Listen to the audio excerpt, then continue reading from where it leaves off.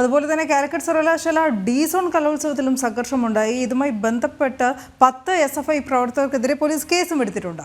KSU പ്രവർത്തകനായ ഷാജിയെ കമ്പിവടി കൊണ്ട് അടിച്ച് പരിക്കേൽപ്പിച്ചതിനും സ്റ്റേജിൽ കയറി പെൺകുട്ടികളെ അസഭ്യം പറഞ്ഞ സർവകലാശാല ചെയർപേഴ്സൺ നിദ ഫാത്തിമയെ തള്ളിയിട്ടതിനുമാണ് കേസ്. ആനന്ദ് പുത്തൂർ വിവരങ്ങളുമായി ചേരുന്നു. ആനന്ദ്, ഈ കേസുമായി ബന്ധപ്പെട്ട വിശദാംശങ്ങളിലേക്ക് ആദ്യം എത്താം. FIRൽ പോലീസ് പറയുന്നത് എന്തൊക്കെ? ഒടുവിൽ ഈ ഡി-സോൺ കലോത്സവത്തിലെ സംഘർഷവുമായി ബന്ധപ്പെട്ടുകൊണ്ട് ഇപ്പോൾ SFI പ്രവർത്തകർക്കെതിരെയും കേസെടുത്തിരിക്കുകയാണ്. കഴിഞ്ഞ ദിവസങ്ങളിൽ KSU ജില്ലാ പ്രസിഡന്റിനെ അടക്കം 3 പേരെ സമാനമായിട്ടുള്ള സംഘർഷത്തിന്റെ പേരിൽ റിമാൻഡ് ചെയ്തിരുന്നു.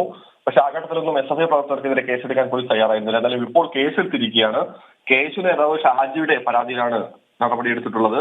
ഈ സംഘടിച്ചെത്തിയിട്ടുള്ള ഈ SFI പ്രവർത്തകർ വേദി 1-ൽ പ്രശ്നങ്ങൾ സൃഷ്ടിക്കുകയായിരുന്നു എന്നാണ് FIRൽ പറയുന്നത്. മാത്രമല്ല ഈ പെൺകുട്ടികളെ അസഭ്യം പറഞ്ഞു. ഈ സംഘർഷത്തിന്റെ ഇടെ തന്റെ കാല് തല്ലി ഒടിച്ചെന്നും ഷാജി പരാതി നൽകിയിരുന്നു. ഈ പരാതിയുടെ അടിസ്ഥാനത്തിലാണ് ഈ 10 SFI പ്രവർത്തകർക്കെതിരെ കേസെടുത്തിട്ടുള്ളത്.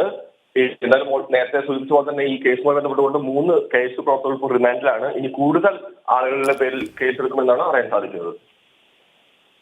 ശരി ആനന്ദ്.